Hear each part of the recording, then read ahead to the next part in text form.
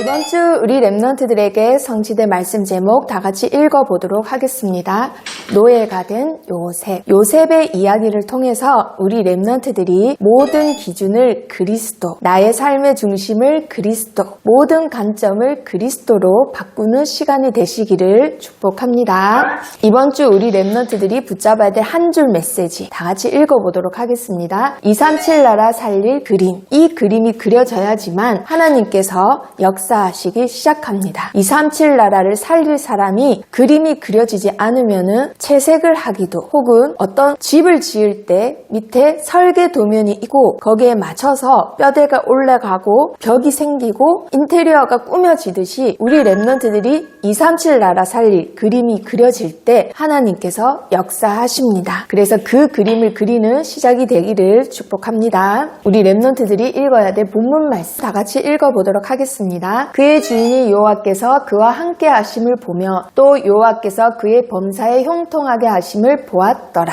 형통하다. 이 말은 무슨 말일까요? 하나님께서 주시는 형통이란 말은 예수님 믿으면 아무 문제 없다 이 뜻이 아니라 하나님께서 함께 하심이 기초가 되는 형통입니다. 여기서 말하는 형통은 하나님께서 함께 하신다라는 영적인 형통을 의미합니다. 세상적인 형통은 안개와 같이 있다가도 금방 사라지는데 이 형통은 세상에 가져다 줄 수 없는 영원한 평안을 의미하는 겁니다. 자, 그래서 요셉을 통해서 우리 랩런트들이 봐야 할 두 가지 주제가 있는데요.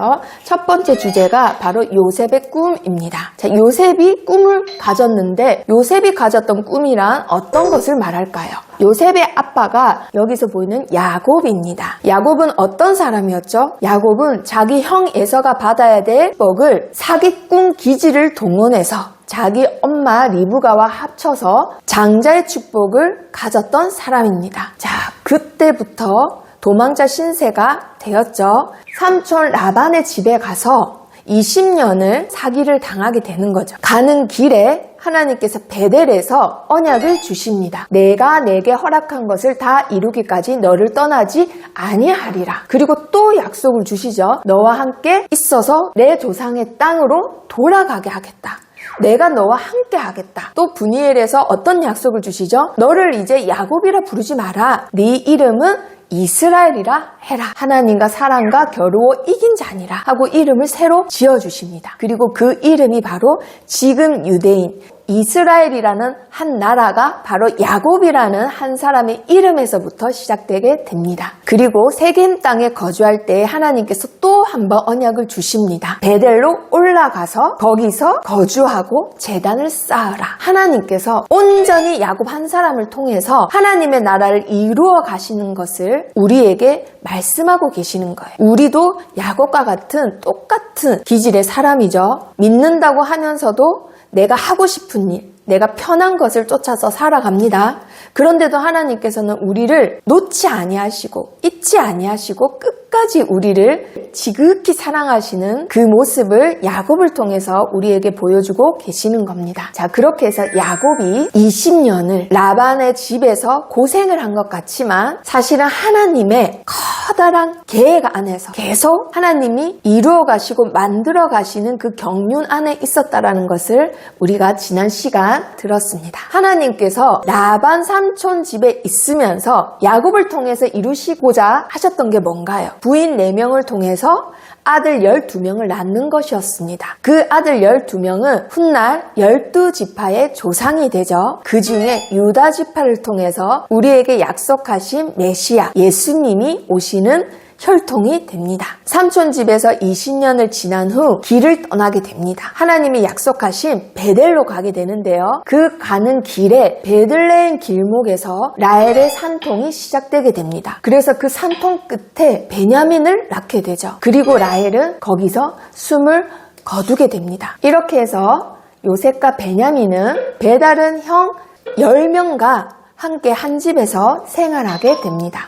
어머니의 부재를 겪으면서 어린 시절을 지나게 되는 요셉입니다. 우리 랩넌트들이 보통 9살 때부터 빠른 친구들은 사춘기가 시작됩니다. 옛날에 비해서 많이 빨라졌죠. 그러면 어머니와 떨어지고 독립을 시작하는데요. 요셉은 그 시기조차 없었습니다. 많은 상처를 가지고 자랄 수밖에 없었습니다. 가장 어머니가 필요할 때 그 어머니 라헬이 동생을 낳다 죽었으니 얼마나 어머니가 그리웠겠어요. 형 10명은 이 동생을 사랑으로 보살피기는커녕 사이가 몹시 안 좋았다라고 되어 있어요. 자, 그래서 요셉은 어떻게 보면 굉장히 불우한 유년 시절을 보냈다고 할 수 있습니다. 자, 그런데 야곱에게 요셉은 어떤 아들이었을까요? 요셉은 노년에 얻은 아들이므로 이스라엘이 여러 아들들보다 그를 더 사랑하므로 그를 위하여 채색옷을 지었더니, 여기서 말하는 채색옷은 유대인들이 지금도 많은 율법을 배우는데 그 중에 토라에 대해서 굉장히 학식이 뛰어난 아들에게 장자권을 준다고 해요. 그 아들에게 채색옷을 입힌다라고 합니다. 그렇다면 아들이 모두 12명인데 야곱이 하필이면은 요셉에게 채색옷을 입혔다라는 것은 이 아들만 몹시 사랑했구나 이런 뜻도 되지만, 그 많은 아들 중에 영적인 욕심, 영적인 축복, 그리고 영적인 훈련이 됐던 아들은 요셉이었다라는 것을 또 다른 의미에서는 볼 수 있죠. 자, 그런데 야곱의 편애가 형들과 요셉 사이를 더 멀어지게 하는 요인이 됩니다. 그의 형들이 아버지가 형들보다 그를 더 사랑함을 보고 그를 미워하여 그에게 편안하게 말할 수 없었더라. 더 사랑함을 받다라고 되어 있어요. 늘 보는 게 아버지가 요셉을 더 사랑하는 게 보여요. 그러면 그 배다른 엄마가 있는 아들로서는 비라와 실바는 몸종이잖아요. 그 몸종의 아들들은 나름의 열등감과 피의식이라는 게 있다라는 거예요. 그런데 아빠가 보여주는 거는 요셉을 더 사랑하는 걸 보여줘요. 그러니 형들 입장에서는 요셉이 어떻겠을까요? 편안하게 말할 수 없다라는 것은 요셉이 불편했다라는 겁니다. 요셉을 한번 보도록 하겠습니다. 요셉이 17세의 소년으로서 그의 형들과 함께 양을 칠 때에 그가 그들의 잘못을 아버지에게 말하더라. 아멘. 자, 여기서 잘못이라는 말은 사실만 말했다라는 게 아니라 감정이 들어갔다라는 겁니다. 뒤에서 형들을 나쁘게 말을 했다 이 뜻이에요. 왜 형들을 나쁘게 말했을까요?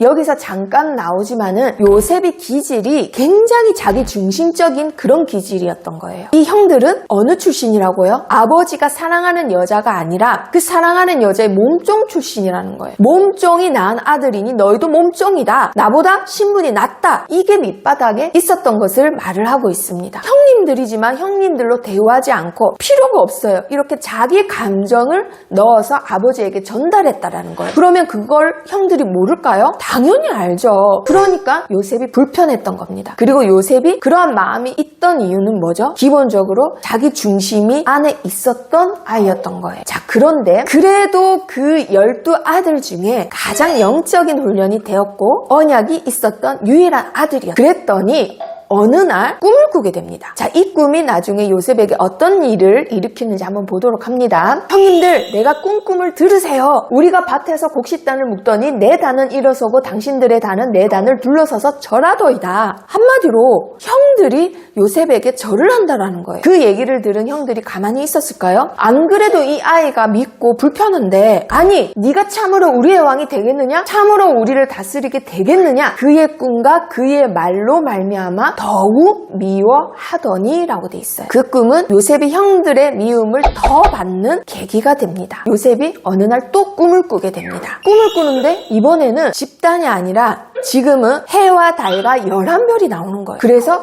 형들에게 또 말을 합니다. 내가 이런 꿈을 꿨네? 또 비슷한 꿈을 2번이나 꿨네? 이거는 하나님이 나에 대한 어떤 계획을 확정하셨다라는 뜻인데 내가 기도해봐야 되겠다 라고 묵묵히 기다리는 것이 아니라 그걸 또 말을 하는 거예요. 내가 또 꿈을 꾼즉 해와 달과 11별이 내게 절하더이다. 이렇게 또 형에게 말해요. 형들이 또 동생한테 절을 한다라는 내용이잖아요. 그러니 형들이 안 그래도 불편하고 미운데 얼마나 얼마나 이 동생이 더 미웠겠어요. 그런데 그걸 아버지도 듣게 됩니다. 그래서 아버지 야곱이 이 말을 하죠. 네가 꾼 꿈이 무엇이냐? 내가 내 어머니와 내 형들이 참으로 가서 땅에 엎드려 내게 절하겠느냐? 그러면 형들뿐만 아니라 아버지, 어머니 다 너한테 종이 돼서 절한다 이 말이냐? 이렇게 야곱이 화를 내죠. 야곱은 사실은 이 이야기를 그냥 넘기지 못합니다. 왜 그럴까요? 사실은 야곱도 형이 자기를 섬기리라 라는 언약을 받은 당사자잖아요. 그래서 이 꿈 이야기를 그냥 흘려보내지 않고 지나간 자기 이야기를 다시 되돌아보죠. 하나님께서 나에게 주신 장자의 결국은 그거대로 됐습니다. 그쵸? 에돔 족속의 조상인 에서는 모든 하는 일마다 잘 되고 재물도 점점 많아져서 약속의 땅을 떠나게 되는 결과를 낳게 됩니다. 그래서 결과적으로 동생인 야곱이 그 아버지의 땅을 물려받게 돼요. 그래서 그 헤브론 땅이 나중에 다윗이 기름 부음을 받는 이스라엘 땅의 수도가 되게 됩니다. 한마디로 하나님께서 이제 본격적으로 약속을 이루시겠다라는 거예요. 어떤 약속이죠? 바로 메시아 언약입니다. 여자의 후손이 내 머리를 상하게 할 것이요 너는 그의 발꿈치를 상하게 할 것이니라. 바로 메시아 언약을 이제 본격적으로 이루시는 거예요. 땅을 준비하시고 그 예표가 되는 요셉에게 꿈을 2번이나 꾸게 하심으로써 하나님의 뜻을 확정하셨다라는 겁니다. 자, 그래서 야곱이 이것을 느끼고는 요셉이 했던 말을 그냥 흘려보내지 않고 어떻게 하죠? 바로 마음에 간직했다라고 되어 있습니다. 언약을 붙잡았다라는 거예요. 하나님께서 나의 11번째 아들을 통해서 성취시키시길 원하시는구나. 야곱이 그것을 마음에 담습니다. 그리고 나서 어느 날입니다. 형들에게 있는 양떼 그리고 형들이 잘 있는지 보고 오너라 심부름을 시키게 되죠. 그래서 세겜 땅에 있는 도단으로 가는데 그것을 멀리서 형들이 보게 됩니다. 그리고 그 형들이 어떤 생각을 할까요? 와, 끔쟁이 요셉이 온다. 저놈을 우리가 죽이자. 그리고 옷을 벗기자. 이 꼴보기 싫던 채색 옷을 다 찢어버리자. 그리고 우물에 던져서 아예 그냥 죽여버리자 하는 마음으로 우물에 던졌는데 어떻게 됐나요? 마침 우물이 말라 있었어요. 그래서 요셉이 다행히 죽지 않고 그 우물에 빠져서 부르짖었겠죠. 형님들 잘못했어요. 나 좀 살려주세요 하고 계속 외쳤겠죠. 하지만 형님들은 신경도 안 씁니다. 그런데 때마침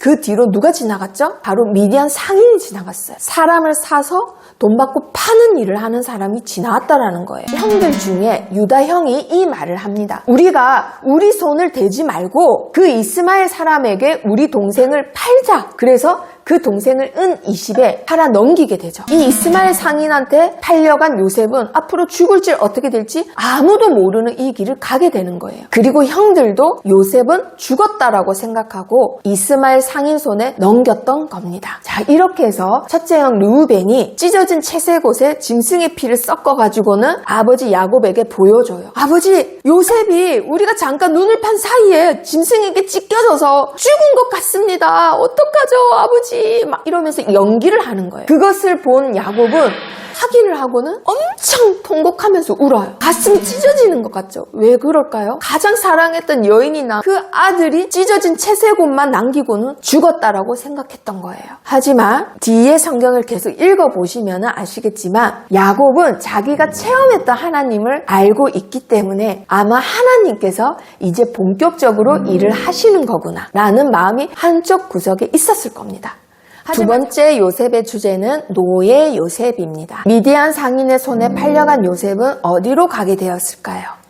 이제 노예 상인의 손에 잡혔으니 죽일 수도 있고 팔릴 수도 있어요. 신발도 없습니다. 인권도 없습니다. 어디로 갈지 모르는 그 막막한 길을 요셉은 걸어갔던 거예요. 자, 그런데 요셉은 어떤 아이였나요? 어려서부터 세계 복음화에 그림이 있었던 렘넌트였습니다. 7명의 렘넌트들은 모두 세계 복음화의 그림을 어려서부터 그렸던 사람들이에요. 어려서부터 237 나라 살릴 망대를 내 안에 차곡차곡 쌓아서 어떤 환경과 어려움 속에서도 절대 무너지지 않는 망대를 세웠던 전도자들입니다. 이러한 요셉이 예굽에 갔어요. 그럼 어떤 일이 생길까요? 자, 바로 보디발 집에 팔리게 됩니다. 하필이면 예굽의 그 많고 많은 사람들 중에 많고 많은 집 중에 바로 왕의 보디가드 친위 대장 집에 팔려가게 된 것입니다. 하나님께서는 그 그림이 그려져 있는 사람을 통해서 반드시 일하세요. 영적 서밋의 축복을 받은 렘넌트를 통해서 반드시 역사하십니다. 지금 우리 렘넌트들이 어디에 있는지 무엇을 하는지가 중요한 게 아닙니다. 하나님께서 함께 하셔서 이제 노예로 가게 됩니다. 우리가 알기는 하나님을 믿으며 아무 문제 없다라고 생각하지만 여기서 형통은 뭐라고요? 영적인 형통. 하나님이 함께 하시는 형통을 말씀하고 계시는 거예요. 그래서 뒤에 환경이, 배경이, 사람의 말이 계속 바뀌어도 아무 영향 받지 않습니다. 이미 영적 서밋의 축복을 먼저 시작하고 있는 여정이기 때문에. 그래서 반드시 중요합니다. 영적 서밋의 축복을 먼저 받으셔야 합니다. 자, 이렇게 해서 요셉은 노예로 간 것에 흔들렸다고요? 흔들리지 않았다고요? 흔들리지 않았습니다. 성경 어디에도 그게 안 나와요. 그 대신 뭐가 나오죠? 여호와 하나님께서 함께 하심으로 형통한 자가 돼요. 여호와 하나님이 함께 하심으로 영적인 힘이 든든하고 흔들림이 없고 외부의 어떤 것으로도 자극받지 않는 그러한 자가 됐다 이 말이에요. 자, 그렇게 해서 요셉은 하나님이 함께 하심으로 나에게 맡겨주신 노예의 일일지라도 하나님 앞에서 했어요. 내 안에 하나님이 거하시고 나는 하나님 앞에 있다. 그것을 놓치지 않았던 렘넌트였습니다. 그러니 그것을 불신자들은 더 잘 봅니다. 와, 얘는 많은 하인들 중에서 뭔가 자기 일처럼 한다. 그러면 불신자들은 더 자기 이익에 민감해요. 일 잘하고 사람이 안 보더라도 충성되게 하는 이런 사람에게 더 큰 일을 맡기겠죠. 그래서 자기 집에 있는 모든 것을 이 요셉에게 맡기게 됩니다. 여호와께서 요셉을 위하여 그 애굽 사람의 집에 복을 내리심으로 여호와의 복이 그의 지가 밭에 있는 모든 소유에 미친지라.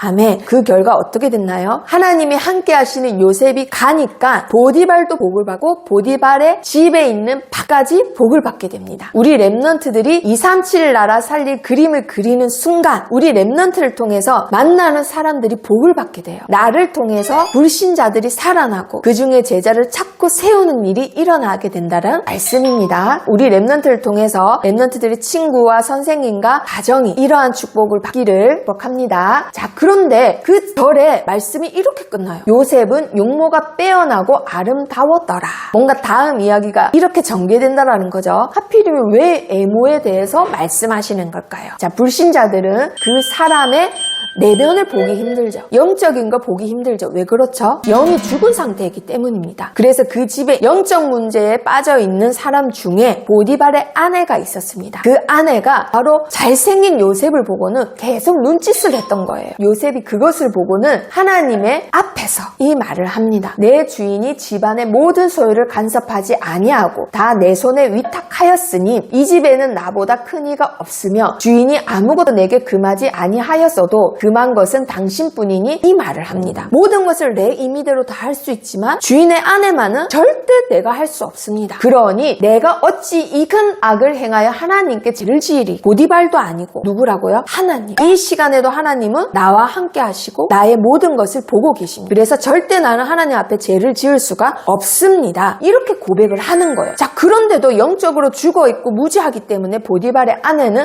어떻게 하나요? 포기하지 않습니다. 그래서 날마다 요셉에게 속삭입니다. 뭐라고 속삭여요? 요셉, 나와 함께 동침하자. 그런데 요셉은 그때마다 피하는 거예요. 계속해서 보디발의 아내는 포기하지 않고 요셉 나와 동침하자 매일같이 이렇게 속삭였다라고 돼 있어요. 분명히 요셉의 고백을 들었는데도 불구하고 영적으로 죽은 상태인 영적 문제에 빠져있는 불신자들은 알아듣지 못하는 거죠. 그런데 요셉이 한 행동을 한번 보세요. 요셉이 동침하지 않았다 뿐만 아니에요. 어떻게 했다고요? 함께 있지도 아니하니라. 우리 렘넌트들이 취해야 될 행동입니다. 사탄 문화에 빠져서는 내가 이걸 싸워서 이겨보겠다. 그거는 어리석은 거예요. 악은 모양이라도 버리라고 말씀하셨습니다. 피해야 될 문제예요. 음란 피해야 될 문제입니다. 계속 야한 동영상을 보면서 야한 웹툰을 보면서 내가 이것과 싸우겠다. 하나님 나의 영적인 힘을 주세요. 이거는 어리석은 일이라는 거예요. 악은 모양이라도 버리시기를 축복합니다. 자, 이렇게 해서 아내의 문제가 안전히 해결된 것 같은데요. 어느 날과 같이 일을 하려고 그 집에 들어가서 이렇게 막 일을 하고 있는데 이상한 거예요. 그 집에 사람들이 하나도 없는 거예요. 그 여자가 걸어 나옵니다. 걸어 나와서 뭐라고 했을까요? 나와 동침하자. 또 유혹을 하는 거예요. 이때 요셉이 어떻게 했을까요? 얼른 그 자리를 피해야 되겠죠. 그래서 피하는데 그 여자가 요셉의 옷을 잡습니다. 그때 요셉이 얼른 그 옷을 벗어서는 그 자리를 빨리 피합니다. 그런데 이것을 본 보디발의 아내가 어떤 생각을 들었을까요? 아니, 내가 이렇게 유혹하는데도 내가 이것도 해주겠다 저것도 해주겠다 편하게 생활하게 해주겠다 해도 쟤는 도대체 왜 저래? 하고는 화가 났어요. 그래서 그 자리에 있는 사람들에게 들으라고 일부러 소리를 크게 지릅니다. 요셉이 나를 겁탈하려고 했다. 나를 희롱하려고 했다. 그래서 얘가 얼른 사람들이 오는 소리를 듣고는 옷을 벗고 갔다. 그래서 자기 남편에게도 이런 말을 해요. 그래서 이 얘기를 들은 보디발은 어떻게 했을까요? 아니, 네가 감히 나의 부인을 감히 겁탈하려고 해?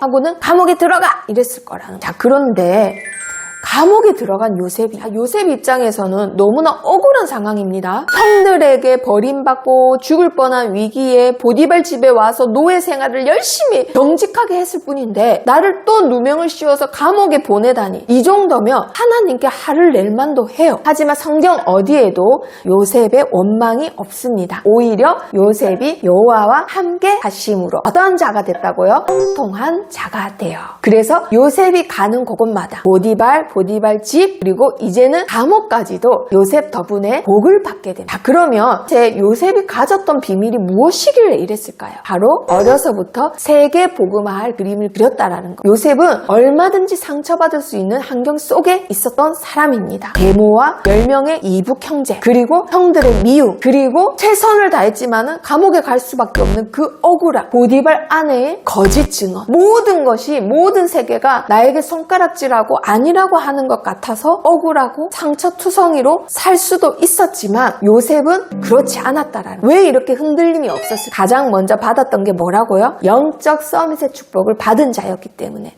앞으로 나오겠지만 바로왕을 만나고 그리고 애굽의 총리가 되고 그리고 요셉을 통하여서 그 가문과 전 세계가 살아나는 영적 재앙을 막는 일에 하나님은 요셉을 쓰셨습니다. 왜 하필 요셉을 쓰셨다고요? 바로 어려서부터 세계 살릴 그림을 그린 자였기 때문에. 요셉이 가졌던 언약, 바로 아브라함에게 가장 먼저 주셔서 그 아들 이삭, 그 아들 야곱, 그리고 그 아들 요셉에게 내려온 메시아 언약이죠. 요셉은 바로 자신의 운명을 바꿀 그리스도로 내 안에 망대를 세운 렘넌트였습니다. 상처받을 수밖에 없던 과거, 그리고 억울한 현재, 그리고 불안한 미래를 완전히 해결할 그리스도로 망대를 세웠던 렘넌트였습니다. 그래서 우리 렘넌트들 요셉과 같이 내 안에 그리스도의 언약으로 확실한 망대를 세우시기를 축복합니다. 그러면 그런 렘넌트를 통해서 하나님은 하나님의 일을 하십니다. 지금부터 세계 복음화의 그림을 그려나가시기를 축복합니다. 요셉이 만약에 그리스도의 망대가 없었다면, 그 그림을 그리지 않았다면 어땠을까요? 처음에 팔려갔을 때 너무너무 앞이 깜깜해서 울었을 거예요. 어떻게 형들이 나한테 이럴 수가 있어? 아버지 보고 싶어요. 엄마 나 너무 무서워. 아마 그냥 울기만 울었을 겁니다. 아니면요, 노예로 팔려가서는 아니 내가 왜 이런 일을 해야 돼? 우리 집에서는 한 번도 안 해본 일인데 하고는 모든 일에 매사에 대충대충 하다가 가정총무가 되지도 못해서 하나님의 계획하신 경제를 배우지도 못했을 겁니다. 아니면요, 사람한테 잘 보이려고 했을 거예요. 이 보디발 장군한테 잘 보여서 내가 어떻게든 최고의 자리에 앉아야 되겠다. 노예 중에 최고의 자리에 앉아보겠어. 하고는 사람한테 잘 보이려고 했을 수도 있습니다. 아니면요, 보디발 장군의 아내가 자기를 누명 씌웠을 때 억울하다고 소리쳤을 수도 있습니다. 사실은 그게 아니에요. 당신 아내가 나를 먼저 유혹했다고요. 이렇게 사실을 말했을 수도 있어요. 하지만 성경 어디에도 요셉이 하나님을 원망했거나 게을리했거나 혹은 사람에게 잘 보이려고 했거나 보디발 아내에 대해서 억울하다고 했거나 그런 대목이 뒤에도 없습니다. 요셉은 시간이 지나면 지날수록 알았던 겁니다. 얼마든지 상처 속에 빠져 있을 수 있던 나였지만 나의 과거, 지금 억울한 현재, 불안한 모든 미래를 뒤바꿀 수 있는 키는 오직 그리스도 한 분밖에 없다. 내가 그분으로 세계 살릴 그림을 그려야 되겠다. 하나님이 나에게 주신 꿈이 바로 그 꿈 꿈이구나. 예전에는 몰랐지만 가면 갈수록 더욱더 그 그림이 선명해졌을 겁니다. 요셉이 붙잡았던 그 그리스도의 언약, 그 그리스도를 세계에 살릴 그림을 그리는 우리 렘넌트들이 되기를 축복합니다. 말씀을 확인해 보도록 하겠습니다.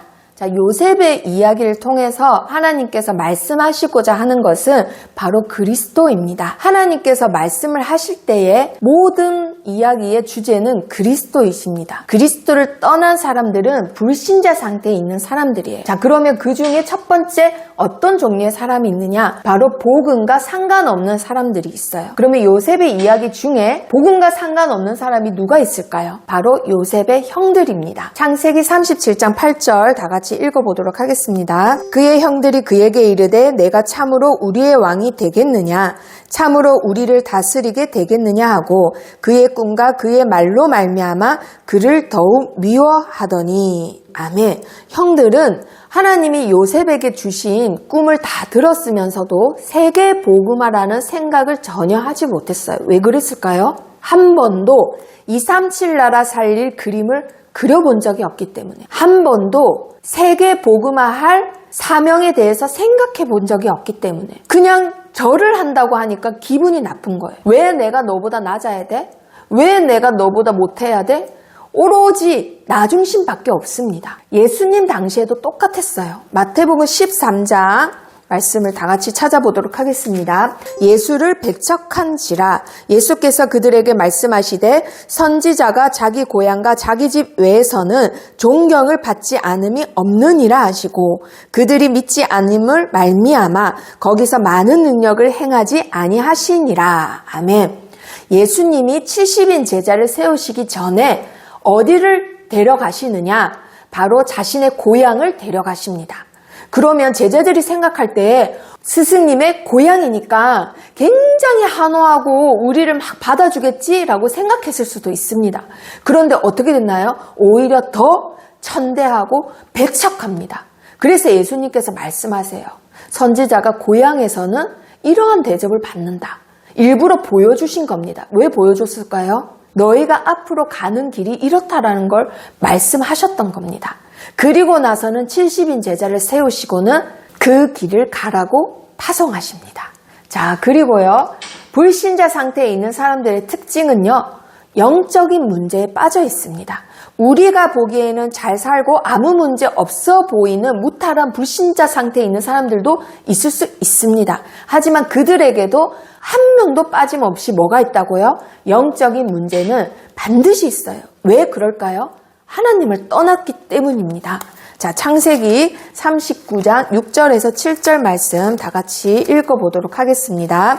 주인이 그의 소유를 다 요셉의 손에 위탁하고 자기가 먹는 음식 외에는 간섭하지 아니하였더라. 요셉은 용모가 빼어나고 아름다웠더라.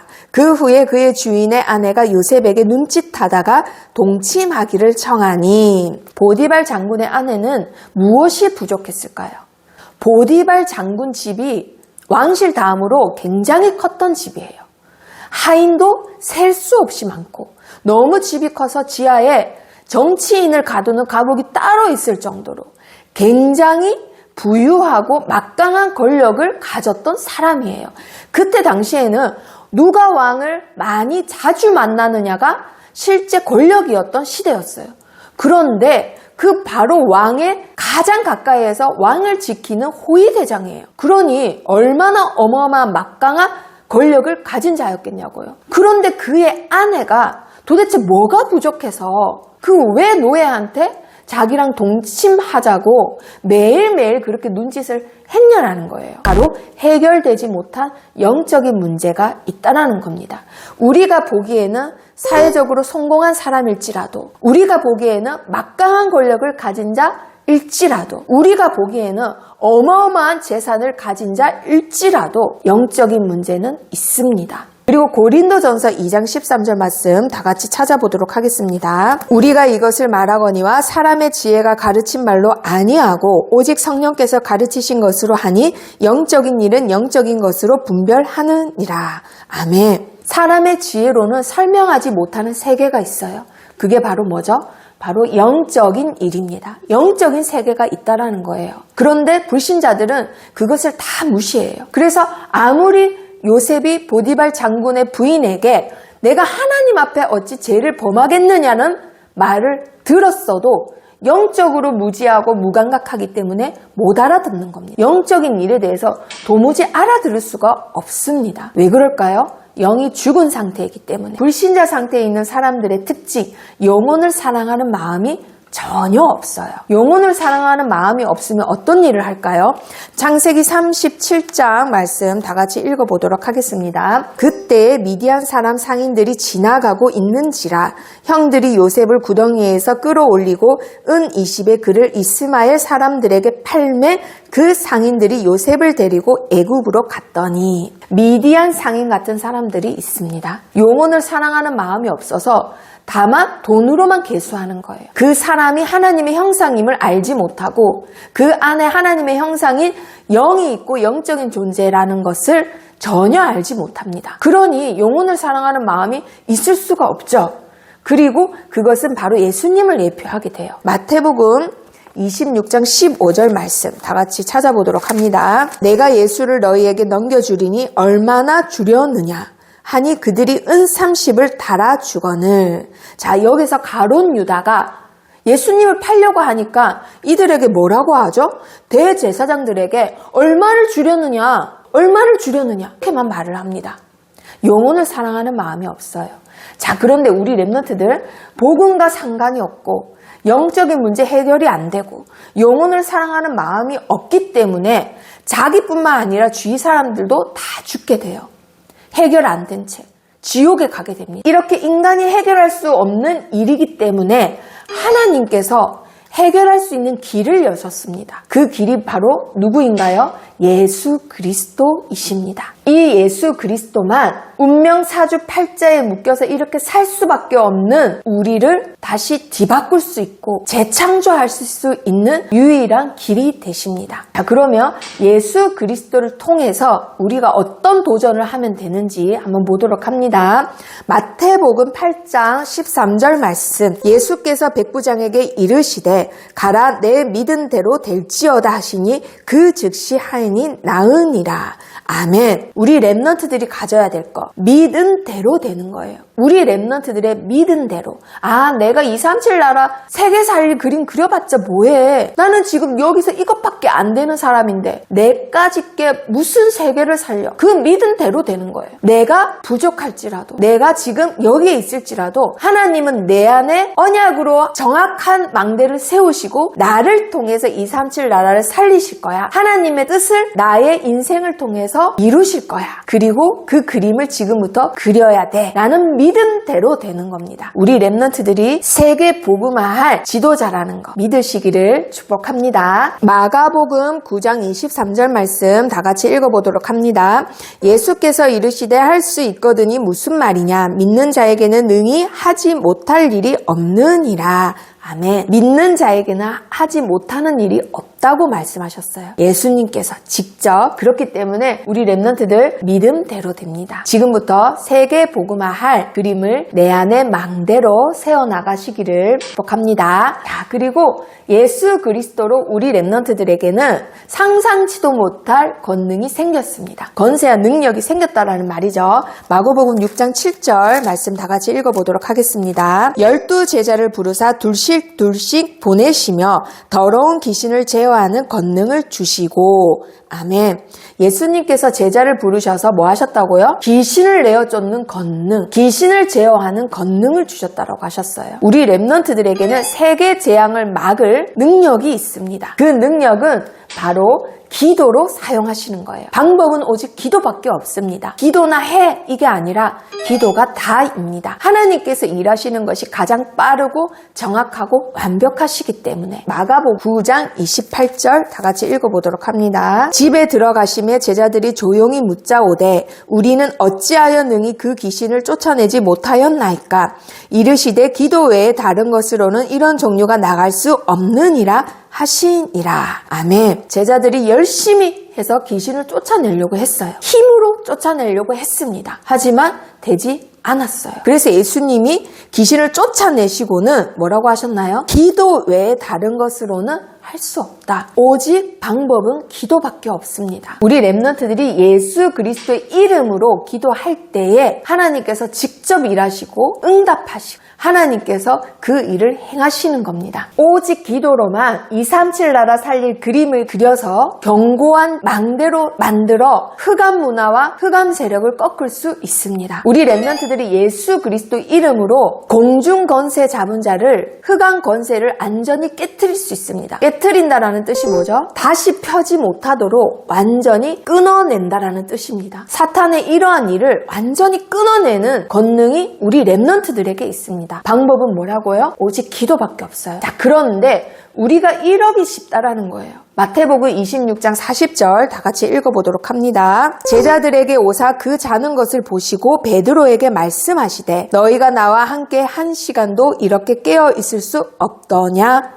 아멘. 예수님께서 마지막으로 겟세마네 동산에서 내 마음이 매우 고민하여 죽게 되었으니 너희는 여기 머물러 나와 함께 깨어있으라. 수제자들 3명에게 신신당부하셨어요. 내가 죽을 것 같다. 나와 함께 깨어있으라. 이렇게 기도를 함께 하자고 겟세마네 동산까지 데리고 가셨는데도 어떻게 했다고요? 야고보, 요한, 베드로는 잠을 자고 있었습니다. 방법은 기도밖에 없는데 우리가 자기 쉽다라는 거예요. 영적으로 자고 있을 수 있다라는 겁니다. 그래서 우리 렘넌트들 오직 운명을 바꾸는 길은 예수 그리스도 한 길밖에 없습니다. 그 길을 가고 있는 우리 렘넌트들 믿음대로 된다라는 절대 놓치시면 안 됩니다. 권세를 사용하시는데 방법은 뭐밖에 없다고요? 흑암 권세를 깨트리고 공중 권세 잡은 자를 깨트리는 유일한 방법은 기도밖에 없습니다. 그래서 영적으로 자는 자가 아니라 영적으로 깨어있는 자가 돼서 예수 그리스도의 망대를 굳건히 세워나가시기를 기억합니다. 그렇다면 우리 렘넌트들이 가져야 될 미션